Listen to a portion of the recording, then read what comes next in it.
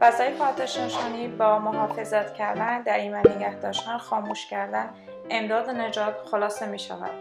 1500 عملیات در سال 2021. این به این معنی است که در هر 3.5 دقیقه یک تیم آتش‌نشانی در بادن-وورتنبرگ برای کمک فراخوانده می شود.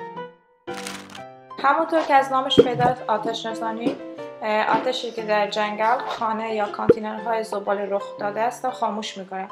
معمولاً بیشتر آن را با آب. آتش‌نشانان مردم را بعد از حوادث و بلاهای طبیعی به طور مثال از سیل نجات میدن. همینطور به حیواناتی که نمیتونن به تنهایی از پشت بام خانه یا درخت پایین بیان کمک میکنن. با شماره 112 با آتش‌نشانی تماس گرفته میشن. برای اینکه بتوانید در سریعترین زمان ممکن در محل قرار بگیرند، در هر شهرداری بادن-وورتنبرگ از جمله هر منطقه یکی از آنها وجود دارند. خودروهای آتش‌نشانی را میتوان از رنگ قرمز، چراغ‌های آبی روی سقفشان تشخیص داد. همچنین از آژیرشان هم شناخته میشن.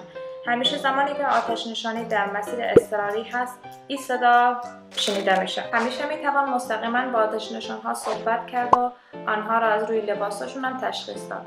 حدوداً 1200 زن و مرد در گروه‌های آتش‌نشانی در بادن-وورتنبرگ فعال هستند که تقریباً همه آنها به صورت داوطلبانه این کار را انجام میدن. این به این معنی است که آنها از کار خودشون درآمد دارند و فقط در اوقات فراغت خودشان برای آتش‌نشانی کار میکنند، به خاطری که علاقه‌مند کمک به افراد نیازمند هستند. این افراد این کار را 365 روز سال شبان روز انجام میدن. هر زمان که شخص نیاز به کمک داشته باشه، از طریق گیرنده‌های رادیوییشان با آنها تماس گرفته میشن.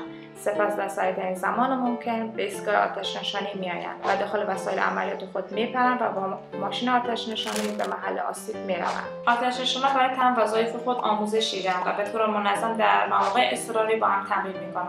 اونا از احترام بالایی بین مردم برخوردارند، به دلیل اینکه به طور محکم در منطقه با هم هستند. به عنوان مثال در جشنواره‌ها کمک میکنند. اگر مایل به شرکت و همکاری هستید و علاقه دارید به افراد نیازمند کمک کنید، نیاز است که حداقل 17 سال سن داشته باشید و آلمانی صحبت کنید. از سن 10 سالگی میتونید به آتش‌نشانی نوجوانان بپیوندید. آیا برای پیوستن به آتش‌نشانی علاقه‌مند هستید؟ فقط کافی است به آتش‌نشانی محلتان برید یا از طریق اینستاگرام، فیسبوک با ما به تماس شوید.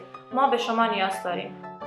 همراه با کوبوس پروژه FAO خود را به نیروهای آتش‌نشانی بادن-وورتنبرگ معرفی کنید. تامین مالی توسط صندوق پناهندگی اروپایی، مهاجرت و ادغام.